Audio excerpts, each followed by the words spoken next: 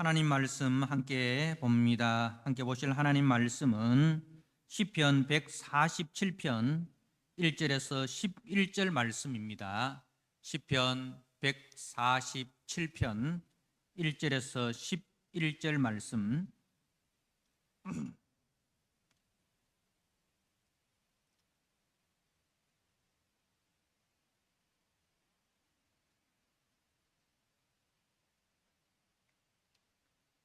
주신 말씀을 봉독드립니다. 할렐루야! 우리 하나님을 찬양하는 일이 선함이여 찬송하는 일이 아름답고 마땅하도다. 여호와께서 예루살렘을 세우시며 이스라엘의 흩어진 자들을 모으시며 상심한 자들을 고치시며 그들의 상처를 사매시는도다. 그가 별들의 수효를 세시고 그것들을 다 이름대로 부르시는도다. 우리 주는 위대하시며 능력이 많으시며 그의 지혜가 무궁하시도다. 여호와께서 겸손한 자들을 붙드시고 악인들은 땅에 엎드러 뜨리시는도다. 감사함으로 여호와께 노래하며 수금으로 하나님께 찬양할지어다. 그가 구름으로 하늘을 덮으시며 땅을 위하여 비를 준비하시며 산에 풀이 자라게 하시며 들짐승과 우는 까마귀 새끼에게 먹을 것을 주시는도다. 여호와는 말의 힘이 세다 하여 기뻐하지 아니하시며 사람의 다리가 억세다 하여 기뻐하지 아니하시고 여호와는 자기를 경외하는 자들과 그의 인자하심을 바라는 자들을 기뻐하시는도다. 아멘. 만유의 주가 되시는 우리 주 하나님 아버지와 우리 주 예수 그리스도 그리고 성령 하나님을 우리가 찬양을 드립니다. 찬양 받으시기에 합당하신 성삼위 하나님께 우리의 몸과 우리의 마음을 다하여 우리의 삶이 찬송이 되고 하나님의 기쁨이 되는 성도들로 나아가기를 원합니다. 이 시간 말씀을 통해서 우리 하나님 아버지께서 우리에게 베푸신 은혜가 얼마나 큰지, 그 하나님의 인자심이 얼마나 무궁한지를 우리가 더 깊이 깨닫고, 그리하여 우리 삶의 어떤 형편에서든지 어떤 조건에서든지 감사와 찬송으로 나아갈 수 있는 깊은 믿음의 성도들이 다 될 수 있도록 주님 은혜를 베풀어 주옵소서. 예수님께 하신 이름으로 기도드리옵나이다. 아멘. 오늘 시편 147편 1절에서 11절의 말씀, 감사함으로 하나님께 찬양하라 라는 제목으로 주신 말씀을 함께 나누고자 합니다. 오늘 7절 말씀에 보니까 감사함으로 여호와께 노래하며 수금으로 하나님께 찬양할지어다, 그렇게 말씀을 하고 있습니다. 오늘 본문 시편 147편에는 찬양하라라는 이 말씀이 3번 나옵니다. 지난주에 보았던 1절에 할렐루야 우리 하나님을 찬양하는 일이 선함이여 찬송하는 일이 아름답고 마땅하도다. 그리고 오늘 7절에 감사함으로 하나님께 노래하며 수금으로 하나님께 찬양할지어다. 그리고 12절에 예루살렘아 여호와를 찬송할지어다. 시온아 네 하나님을 찬양할지어다. 이렇게 찬양하라 라는 단어가 3번 등장합니다. 이스라엘은 하나님의 무한하신 은혜와 사랑 가운데 구원함을 받았습니다. 애굽의 종 되었던 그 자리에서 너무나 고통스럽게 학대받는 그 삶의 현장 속에 하나님께 부르짖었을 때에 하나님께서 저들을 기억하시고 하나님의 사람 모세를 세우셔서 애굽에서 나오게 하셨습니다. 그리고 저들의 불순종에도 불구하고 하나님께서 약속하신, 아브라함에게 약속하신 가나안 땅을 저들에게 기업으로 주셨습니다. 그리고 하나님께서는 저들에게 저들의 정체성과 사명이 무엇인지를 분명히 말씀하셨습니다. 가나안 땅에서 가나안 사람들과 같이 살아가는 것이 아니라 가나안 속에서 하나님의 제사장으로서의 사명을 감당하라는 것입니다. 그런데 저들은 하나님의 말씀을 따라 하나님의 제사장으로서의 그 정체성과 사명을 감당하지 못하고 오히려 이방 가나안 7 족속들이 살아가는 그 삶을 부러워하였습니다. 그리고 그 삶을 따라 가고 하나님의 말씀을 던져 버렸습니다. 하나님께서는 이러한 저들의 불순종에 대하여 선지자들을 부지런히 보내셔서 돌아올 것을 촉구하였습니다마는, 그러나 저들은 오히려 그 하나님의 선지자들을 핍박하고 왕으로부터 백성이 이르기까지 그 선지자들을 핍박하는데 다 한마음이 되었습니다. 그러다가 결국은 우리가 아시는 바와 같이 저들이 바벨론의 포로로 잡혀가게 됩니다. 그런데 그 바벨론 포로에서도 하나님께서는 저들과 하신 약속을 기억하시고 70년이 찾아 기적같이 그 바벨론을 무너뜨리시고 페르시아의 고레스 왕을 통하여 이제 바벨론 귀환을 명하셨습니다.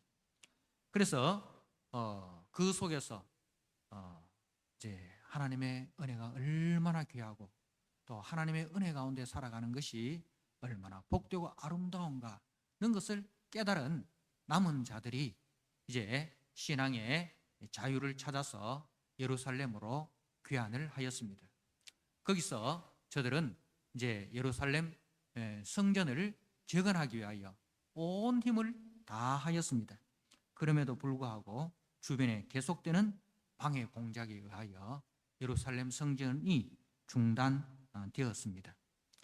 이때 등장한 선지자가 학개와 스가랴 선지자입니다.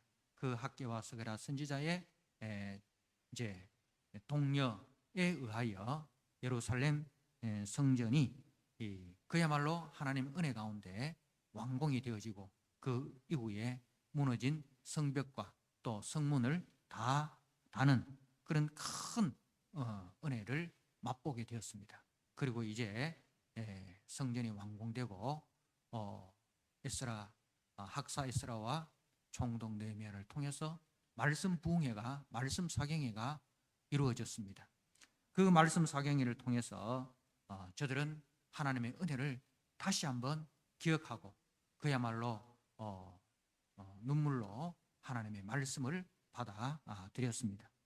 이 모든 상황을 맛보아한 시인이 그 감격을 가지고 오늘 이 시편으로 하나님께 화답을 합니다. 자, 오늘 7절에 감사함으로 지나온 그 모든 상황을 돌이켜 볼 때에 하나님께 감사할 것밖에 없다는 겁니다. 하나님께 감사할 것밖에 없다. 지나온 그 모든 은혜를 돌이켜 볼 때에 하나님께 감사하는 것이 마땅하다. 감사함으로 여호와께 노래하고 수금으로 하나님께 찬양할지어다. 명령하는 겁니다. 권유하는 겁니다. 누구에게? 하나님의 백성들에게, 교회 공동체에게 우리가 지금까지 베푸신 하나님의 은혜를 기억하고 감사하고 찬양하자. 사랑하는 성도 여러분, 우리는 종종 우리의 현실 속에 그야말로 몰두하여서 하나님께서 베푸신 은혜를 망각하고 살아갈 때가 많습니다. 그래서 지금 나의 나 된 것은 다 내 노력 덕분이다. 내가 열심히 살았고 내가 열심히 일했고 그래서 여기까지 이르렀다. 그런 이제 착각을 할 때가 많습니다. 하나님이 내한테 해준 게 뭐 있냐? 부모가 내한테 해준 게 뭐 있냐? 이웃이 내한테 해준 게 뭐 있냐? 이렇게 그 은혜를 다 잊어버리고 자기가 잘나서 여기까지 이르는 것처럼 그렇게 하나님도 모르고 이웃도 모르고 주변도 모르고 그렇게 살아가는 사람들을 많이 봅니다. 그러나 성도는 절대로 그렇게 살면 안 됩니다. 성도는 내가 오늘 여기까지 이르게 된 그 모든 것이 하나님의 돌보심이고 그리고 부모님과 또 교회 공동체와 모든 이웃들의 도움으로 내가 여기까지 왔다. 그렇게 모든 것이 은혜다. 모든 것이 감사다. 그렇게 생각이 다른 사람들입니다. 생각이 다른 사람들. 여러분, 여러분들이 지금 입고 있는 이 옷을 여러분들이 만들어서 입은 분들이 계십니까? 이 옷이 비싸다. 이 옷이 비싸다. 이렇게 생각이 되지만 실질적으로 여러분이 그 옷을 한번 만들려고 한번 생각을 해봤어요. 여러분들이 직접 이 옷을 만들려고 한번 생각해 보세요. 얼마를 들여야, 얼마의 시간을 투자해야 이 옷을 만들 수 있겠습니까? 그러고 보면 정말 내가 입고 있는 옷도 그리고 오늘 아침을 우리가 먹고 왔는데 그 밥이 내 입에 들어오기까지 내가 한 것이 무엇입니까? 그냥 돈 얼마 주고 사서 밥솥에 넣고 그래서 먹었습니다. 살값이 비싸다. 근데 여러분들이 직접 하면 살 농사를 지으려고 생각해 보세요. 그러니까 우리가 생각의 전환을 하면 원망이 감사로 바뀝니다. 당연한 것이 아무것도 없습니다. 모든 것이 하나님의 은혜고 또 이웃들의 수고와 또 저들의 노력 덕택에 내가 오늘 여기까지 왔다는 것입니다. 그래서 성도는 감사함으로 여호와께 노래하며 수금으로 하나님께 찬양할지어다. 그 은혜를 아는 사람은 그렇게 주변을 향해서 공동체를 향해서 우리가 감사하며 찬양하자 이렇게 이야기를 하는 겁니다. 어떤 사람은 만나면 감사와 찬양으로 화제를 이끌어가는 사람이 있는 반면에 어떤 사람은 늘 원망과 불평으로 화제를 이끌어가는 사람들이 있습니다. 우리 성도들은 감사와 찬양으로 화제를 돌려야 됩니다.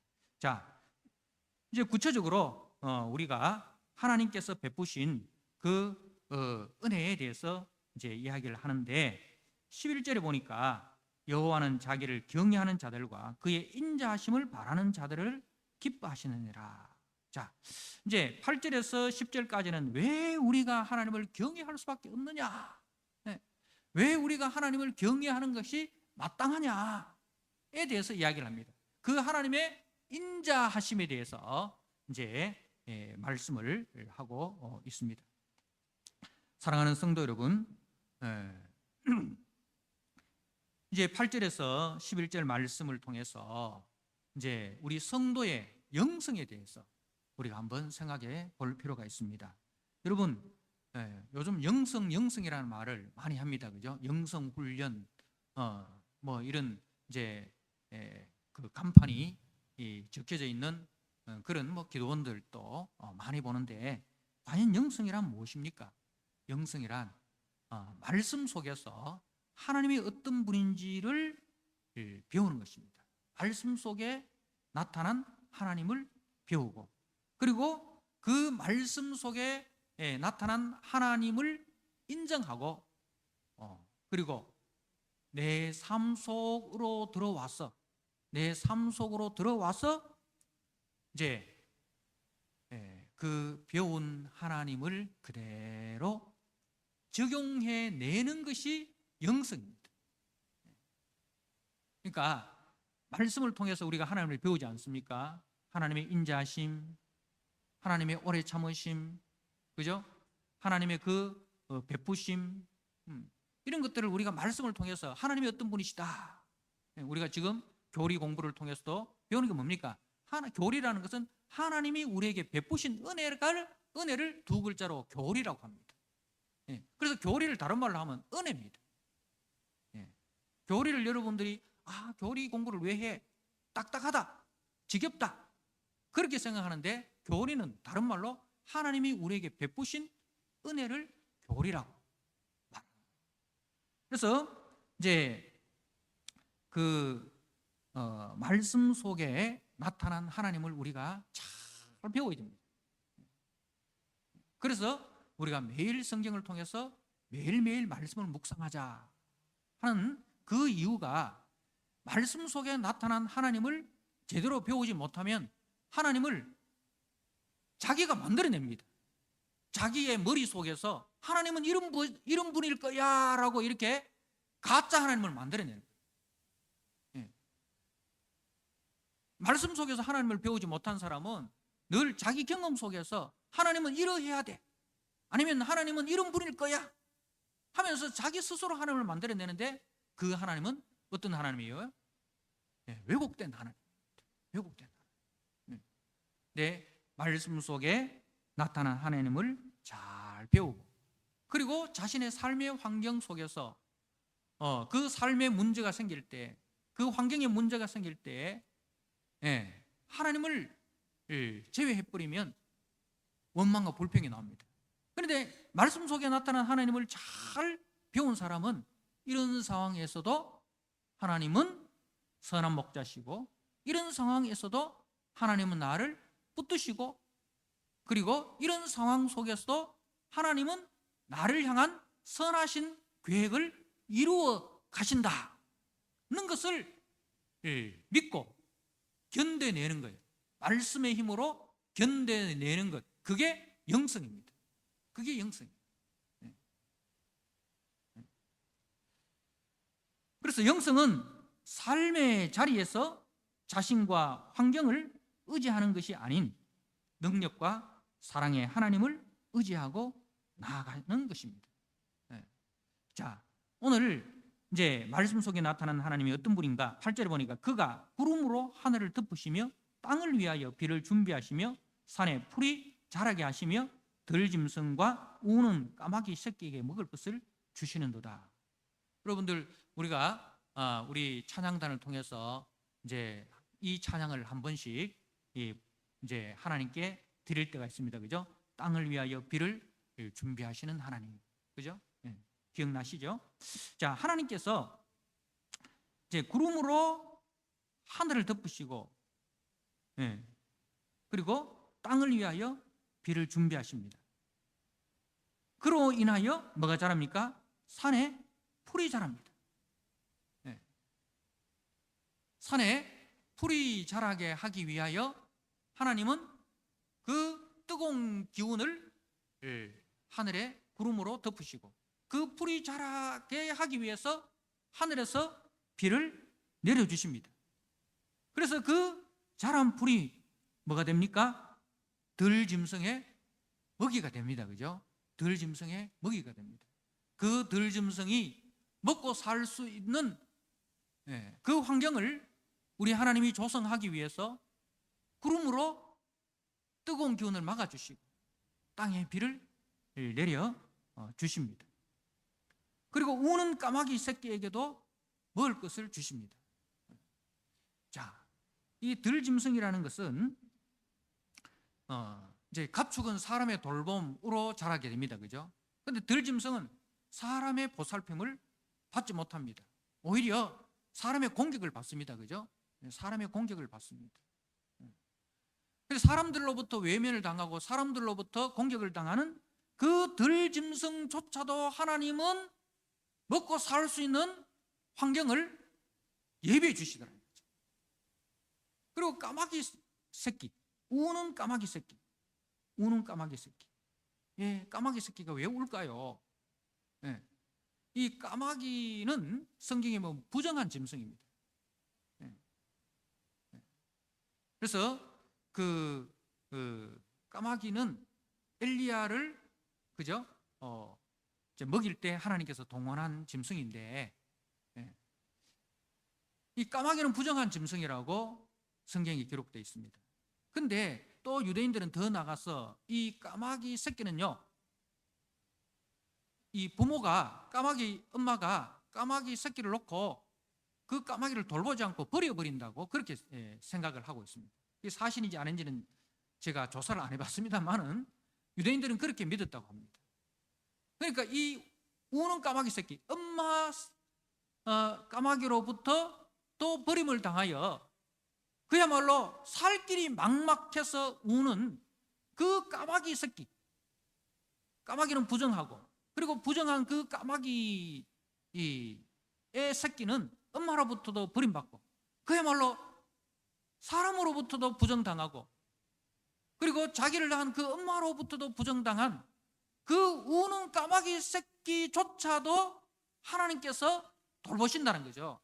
그 까마귀 새끼를 먹이기 위해서 하나님은 뜨거운 하늘 기운을 구름으로 막아주시고 그 땅에 비를 내려주셔서 풀이 자라게 하심으로 들짐승도 그리고 우는 까마귀 새끼도 하나님은 먹이시더라는 겁니다. 자, 우리 욥기 38장 41절 말씀에 하나님께서 욥에게 이렇게 말씀하시는 것을 봅니다. 욥기 38장 41절 말씀을 제가 한번 읽어드립니다. 까마귀 새끼가 하나님을 향하여 부르짖으며 먹을 것이 없어서 허우적거릴 때 이 까마귀 새끼가 하나님을 향하여 부르짖습니다. 왜? 먹을 것이 없었어. 먹을 것이 없어서 이 까마귀 새끼가 하나님을 향하여 부르짖을 때 그것을 위하여 먹이를 마련하시는 이가 누구냐? 누구냐? 하나님이시다는 말입니다. 자, 우리가 앞에서 하나님은 그 별의 수요를 세시고 그것들의 이름을 다 부르시는도다 이렇게 했어요. 4절에 그죠? 하나님은 얼마나 광대하신 분이십니까? 그 하늘의 별들의 수요를 아시고 그 이름을 부르신다. 이름을 부른다는 거, 이름이란 존재라는 거죠. 어떤 별도 의미 없이 존재하는 별이 없다는 거죠. 하나님께서 그 별 하나를 지으실 때 다 의미를 두고 존재의 목적이 있기 때문에 그 별을 만드셨다는 거죠. 그러니까 하나님은 그만큼 우주적으로 광활하신 분인데, 근데 그 하나님이 또 얼마나 세밀하시냐, 들짐승까지, 우는 까마귀 새끼까지 돌보시는 그렇게 세밀하신 분이죠.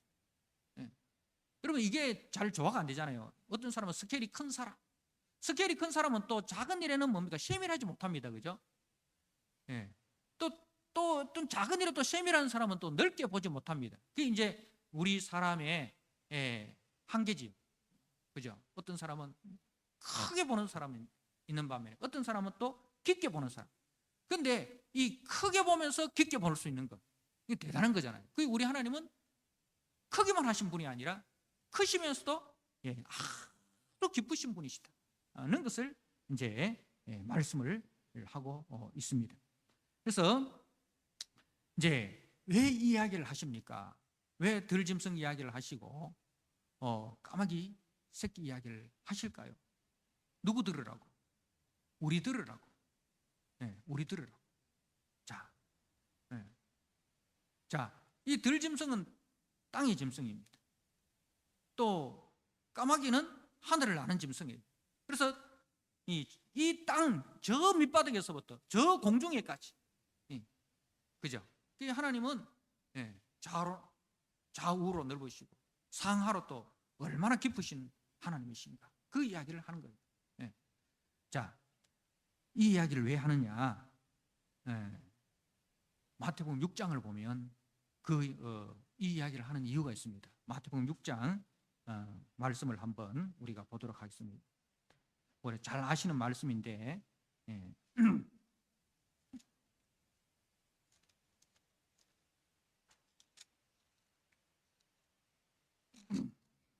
제가 한번 읽어드립니다. 마태복음 6장 26절 말씀. 공중의 새를 보라. 심지도 않고 거두지도 않고 창고에 모아 들이지도 아니하되 너희 하늘 아버지께서 기르시나니 너희는 이것들보다 귀하지 아니하냐. 자, 너희 중에 누가 염려함으로 그 키를 한 자라도 더할 수 있겠느냐. 또 너희가 어찌 의복을 위하여 염려하느냐. 들의 백합화가 어떻게 자라는가 생각하여 보라. 수고도 아니하고 길쌈도 아니하느니라. 그러나 내가 너희에게 말하노니 솔로몬의 모든 영광으로도 입은 것이 이 꽃 하나만 갖지 못하였느니라. 오늘 있다가 내일 아궁이에 던져지는 들풀도 하나님이 이렇게 입히시거든 하물며 너희일까 보냐. 믿음이 작은 자들아. 하물며 너희일까 보냐. 너희는 누구예요? 우리 성도들입니다. 우리 성도들이 얼마나 존귀하고 또 영광스러운 존재입니까? 하나님께서 자기 아들을 대신 내어주시고 우리를 하나님의 자녀로 삼으신 그렇게 존귀하고 복된 존재들이 저와 여러분들이라는 거죠. 자, 우리 하나님이 저 공중 나는 새도 들에 있는 그 백합화도 그렇게 먹이시고 이쁘시는데 하물며 너희일까 보냐. 네. 그래서 우리의 존재 목적이 무엇입니까? 그러므로 염려하여 이르기를 무엇을 먹을까 무엇을 마실까 무엇을 입을까 하지 말라. 이는 다 이방인들이 하나님을 모르는 사람들이 구하는 것이라. 너희 하늘 아버지께서는 이 모든 것이 너희에게 있어야 할 줄을 아시느니라. 이 모든 것이 너희에게 있어야 할 줄 아시느니라. 그죠? 우리 갓난 아이에게 뭐가 필요한지 우리 부모가 다 알고 그것을 다 예배해 놓지 않습니까? 그죠? 기저귀도 예배해 놓고 분유도 예배해 놓고 다 예배해 놓습니다. 언제 어떤 예방 접종을 맞아야 할지 다 기록해 놓고 그때에 맞춰 가지고 다 예방 접종 다 시키고 그죠? 다 합니다. 예. 그런즉 너희는 먼저 그의 나라와 그의 의를 구하라. 그리하면 이 모든 것이 너희에게 다하시리라. 너희는 먼저 너희의 존재의 의미, 너희의 존재 목적, 하나님께서 우리를 구원하시고 우리를 구속하신 그 이유와 목적이 어디 있느냐? 먼저 그의 나라와 그의 의를 구하는 그런 존재로 우리를 지으셨다는 것입니다. 자, 여러분 10절에 말의 힘이 세다 하여 기뻐하지 않고, 말의 힘이 세다는 것은 이제 고대에는 그 튼튼한 말을 가진 군대일수록 강한 군대예요. 오늘날로 말하면은 이제 뭡니까? 그 미군이 압도적으로 강한 게 뭡니까? 공군 아닙니까? 그죠? 북한에 비행기가 떴는지 안 정찰기가 떴는지 안 떴는지도 저들은 알지도 못하는 그런 상황 속에서 세밀하게 그 정찰기가 다 정찰하고 있어요. 그게 압도적으로 강한 게 이제 공군 기력입니다. 그 공군의 기동력과 정찰력에 의해서 전쟁의 승패는 이미 끝이 나는 거예요. 그 고대에는 뭐 말의 힘이 강하냐 약하냐에 따라서 전쟁의 승패가 갈라지는 거예요.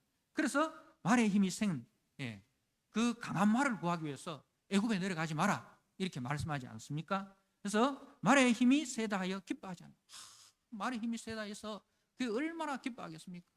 압도적으로 우리가 적국을 이길 수 있는 그 강한 말을 가지고 있다. 우리의 국방력이 이 정도로 강하다. 기뻐하지 마라. 그리고 사람의 다리가 억세다 하여 우리가 강한 용병, 강한 용사를 가지고 있다. 사람의 그 다리가 억세다라는 것은 이제 사람의 그 용사를 말하는 거예요. 용사. 어떤 용사는 4km만 달리고 퍼져버리는데 이런 용사는요 40km를 달리고도 퍼지지 않고 오히려 더 기운이 생생한 그런 용사가 있다. 그러면은요 그 전쟁은 그저 이미 끝난 거 아닙니까? 그래서 사람의 그 다리가 억세다 하여 기뻐하지 마라. 그러니까 우리가 국방력이 강하다, 우리가 경제력이 강하다, 그게 그때나 고대나 지금이나 다 이렇게 부의 그 축적의 기준이 아닙니까? 그런데 그것으로 인하여 기뻐하지 마라는 겁니다. 자, 왜 이런 이야기를 하느냐? 지금 성전을 공사하다가 중단된 이유가 뭡니까? 주변의 그 나라들의 방해 공작에 의해서 중단이 된 거죠. 그래서 이제 그 포로에서 돌아온 사람들이 야, 우리도 바벨론과 같은 그런 강한 군대가 있으면 얼마나 좋을까? 우리가 페르시아와 같이 그런 강한 군대가 있으면 얼마나 좋을까? 그런 용사들이 있으면 얼마나 좋을까? 그런 강한 군대와 그런 용사들이 있으면 우리가 이 성전 공사하는데 방해하는 모든 세력들을 초토화시켜버리고 빨리 끝낼 수 있을 텐데, 그런 이제 생각을 가지고 있다는 거죠. 그런데 그거 아니다. 그거 아니다. 그거 아니다. 강한 말과 용사도 하나님의 창조의 일부에 불과하다. 하나님은 이들이 있어야만 일할 수 있는 분이 아니다는 겁니다. 그분은 창조주시고 그분은 구원자시다. 그분이 어떤 분인지 잘 알아라. 말씀 속에서 그 강한 군대를 가지고 있는 애굽이 어떻게 무너졌냐? 누구에 의해서 무너졌냐? 그 가나안 땅이 어떻게 무너졌냐? 누구에 의해서 무너졌냐? 거기서 너희들이 어떻게 구원을 받았고 너희들이 어떻게 거기서 승리자가 되었냐? 그거 생각해봐라. 너희들이 그 애굽을 강한 군대로 용사로 무찔렀냐? 너희들이 가나안 땅을 정복할 때에 강한 군대와 그 용사로 무찔렀냐? 다윗이 골리앗을 이길 때에 다윗이 골리앗보다 더 큰 용사였냐? 한번 생각해봐라. 그 말입니다. 그래서 반면에 우리가 어떻게 바벨론의 포로가 됐냐? 왜 포로가 됐냐? 강한 용사가 없었어? 강한 군대가 없었어? 말씀에 불순종했기 때문에, 하나님을 떠났기 때문에 그렇기 때문에. 자, 우리가 바벨론에서 어떻게 귀환을 했냐? 강한 군대로 그 바벨론을 무찔러서 바벨론 항복을 받고 우리가 나왔냐? 아니지 않냐? 하나님의 은혜로 나왔지 않냐? 그 이야기를 하는 거예요. 그래서 영성이란 뭡니까? 말씀 속에 나타나신 하나님을 제대로 알고, 그리고 나의 삶의 환경 속에서 그 말씀 속에 나타난 하나님을 절대 의존하고, 절대로 환경을 의존하거나 사람을 의존하지 않고 하나님을 절대 의존하고 그 하나님을 절대 신뢰하고 믿음으로 견뎌내는 것, 이게 영성이라는 거예요. 이 영성이 있느냐는 겁니다. 사랑하는 성도 여러분, 성도는 하나님의 창조와 구속의 능력과 은혜로우시며 자비로우심을 알고 그 하나님을 경외하는 자입니다. 하나님은 이렇게 하나님을 절대 의존하는 사람을 들어서 일하십니다. 그 사람이 누구였습니까? 바로 느헤미야였습니다. 그죠? 느헤미야와 같이 하나님을 절대 의존하는 그 믿음의 사람을 통해서 성벽 재건을 52일 만에 완공하였습니다. 하나님의 은혜와 자비와 인자의 최고봉이 무엇입니까? 하나님의 자비, 하나님의 그 은혜로우심, 하나님의 그 인자하심의 최고봉은 바로 배은망덕한 백성들을 위하여 자기 아들을 대속제물로 내어주신 대속사건입니다. 자기 아들까지도 내어주신 그 하나님이 우리를 위하여 무엇을 아끼시겠는가? 로마서 8장 32절에 자기 아들을 아끼지 아니하시고 우리 모든 사람을 위하여 내주시니가 어찌 그 아들과 함께 모든 것을 우리에게 주시지 아니하겠느냐? 할렐루야. 성도는 더 이상 무엇을 먹을까, 무엇을 입을까 고민하고 그것이 목적이 되어서 죽기 살기로 경쟁하는 그 세상 사람들처럼 세상에 속하여 사는 사람이 아닙니다. 성도는 허물과 죄로 죽었던 우리들을 살리시기 위하여 자기 아들까지 내어주신 그 하나님의 크신 사랑과, 그리고 그 들짐승과 까마귀 새끼까지도 먹이시고 보살피시는 그 하나님의 인자하심을 알고 내가 구원받아 하나님의 백성된 존재 이유와 목적이 무엇을 먹을까 무엇을 마실까 여기 있는 것이 아니라 하나님의 나라와 하나님의 의를 구하는 거룩한 백성으로 내가 부름을 받았다. 내 존재 이유와 목적을 알고 그 이유에 합당한 순종으로 나아가는 것이 우리 성도들입니다. 사랑하는 성도 여러분, 세상과 구별된 성도로 살아내시기를 축복합니다. 어떤 상황에서도 하나님의 그 인자하심과 하나님의 그 크심과 하나님의 그 세밀하심을 기억하시고 찬송과 감사로 나아가시는 영성 충만한 저와 여러분 되시기를 주님의 이름으로 축복합니다. 아멘. 우리 하나님 아버지, 우리 하나님이 얼마나 크신지요, 그리고 그 하나님이 얼마나 세밀하신지요. 하늘의 별도 다 헤아리시고 땅의 들짐승도, 그리고 우는 까마귀 새끼까지도 돌보시는 세밀하신 하나님, 하물며 너희 일까 보냐. 우리를 위하여 자기 아들까지도 아끼지 않고 내어주신 그 하나님의 사랑이 지금 또 우리를 돌보고 계시다는 이 사실을 꼭 깨닫고 말의 힘이 세다 하여 기뻐하고 사람의 다리가 억세다 하여 기뻐하는, 그것을 목적으로 하는, 그것을 위하여 죽기 살기로 경쟁하는 세상 사람들 속에서 같이 경쟁하는 자가 아니라 그 가치관과 그 삶의 목적을 내려놓고 오직 하나님이 우리를 부르신 목적과 하나님이 우리를 구원하신 그 이유에 대하여 분명히 알고 구원받은 자로서 거룩한 백성으로서 이 땅을 하나님의 영광을 위하여 살아내기를 다짐하는 우리 모든 성도들에게 다시 한번 주님 은혜를 베풀어 주시옵소서. 다시 한번 그 하나님의 인자하심과 그 하나님의 위대하심을 깨닫고 하나님께 영광 돌리며 살아내는 믿음의 용사들이 다 되게 하여 주옵소서. 예수님께 하신 이름으로 감사하며 기도드리옵나이다. 아멘.